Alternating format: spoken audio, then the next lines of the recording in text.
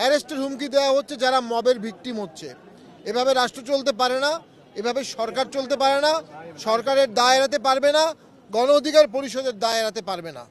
আমরা গণ অধিকার পরিষদের এই ধরনের সন্ত্রাসী কার্যকলাপের জন্য সন্ত্রাস বিরোধী আইনে তাদেরকে ব্যান করার দাবি জানাচ্ছি সরকারের কাছে।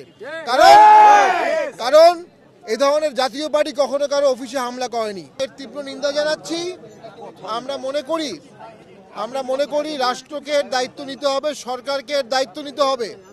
যারা মব সৃষ্টি করবে তাদের বিরুদ্ধে কোনো জুডিশিয়াল এনকোয়ারি হচ্ছে না, যারা মব করছে তাদের বিরুদ্ধে মামলাও নিচ্ছে না, তাদেরকে অ্যারেস্ট করা হচ্ছে না। যারা সন্ত্রাসী কার্যকলাপ করছে তাদেরকে 24 ঘন্টার মধ্যে অ্যারেস্ট করতে হবে এবং গণ অধিকার পরিষদকে একটি নিষিদ্ধ দল হিসাবে ঘোষণা করতে হবে। তারা বারংবার সন্ত্রাসী কাজ করছে, অফিস ঘুরিয়ে দেওয়ার কর্মসূচি দেয়। তারা কোনো রাজনৈতিক সংগঠন হতে পারে না, তারা সন্ত্রাসী সংগঠন। সন্ত্রাসী সংগঠনের জন্য সন্ত্রাস বিরোধী আইন এবং আরপিও অনুযায়ী নিবন্ধন বাতিলের অভিধান আছে। সেই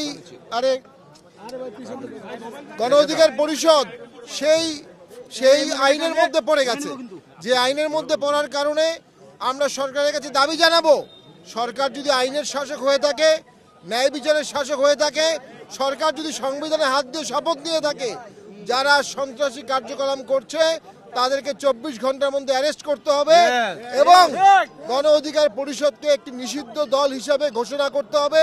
তারা বারংবার সন্ত্রাসী কাজ করছে।